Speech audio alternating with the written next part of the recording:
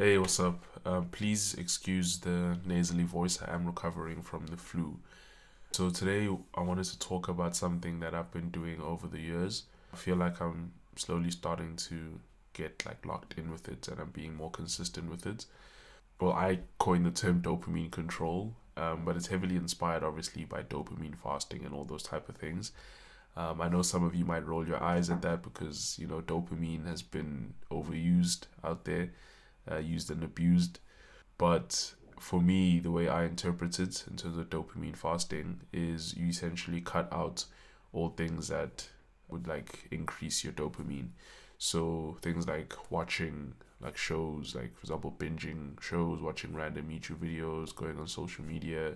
Some people it's watching porn, masturbating, eating a bunch of junk food or unhealthy food just for the sake of eating, like just for pleasure. So essentially, all those quick and easy instant gratification things that just give you free um like pleasure, if you get what I'm saying, things that take little to no effort to get pleasure. Those are the things that I've kind of bucketed or put in a bucket as like things that you wouldn't do during a dopamine fast.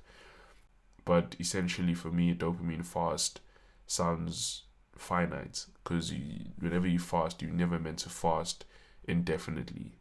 You're meant to fast until you've kind of detoxed and you're like in a good state.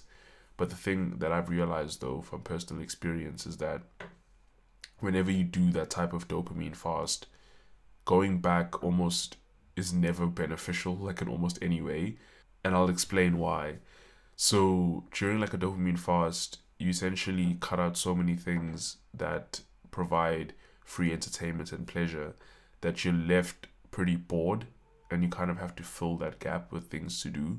So if you do have a lot of things that are on your plate that you need to do, you end up getting to a stage where you're just like, okay, I could sit here doing nothing, or I could just, do the work that I need to do.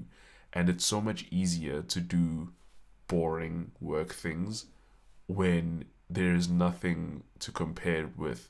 You'd much rather do that boring work than do nothing at all. And the reason why I keep putting air quotes for boring work is because you end up getting to a point where you realize that the work actually isn't boring at all. It's actually quite entertaining, especially when you start getting deeper into it and you actually put in effort. It's much more entertaining than just sitting there watching random YouTube videos and just chowing a bunch of junk food like that. It's so much more entertaining. I'm someone who has two jobs and I have a family, so my time is actually very valuable.